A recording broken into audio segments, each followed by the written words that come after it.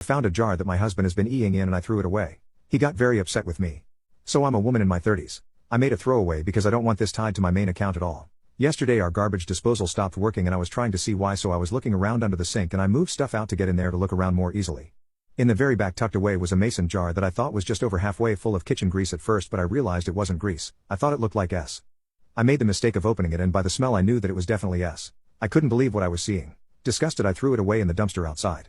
It had to have been my husband's, but I don't know why he would save S in a jar. My husband got home and I asked him about it. He seemed very embarrassed and confessed it was indeed a jar full of S he was filling for almost a year. I was shocked and asked him why. He said whenever it was my time of the month or I wasn't in the mood he'd jay off into the jar after I went to bed.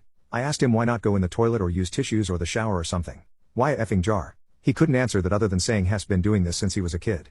I told him I want him to stop using a jar because it's disgusting. He told me he didn't want to and asked where the jar was. I told him I threw it away and he was upset. He said it took him a long time to fill the jar that much and now he had to start over, and we argued about him using a jar to store old JN.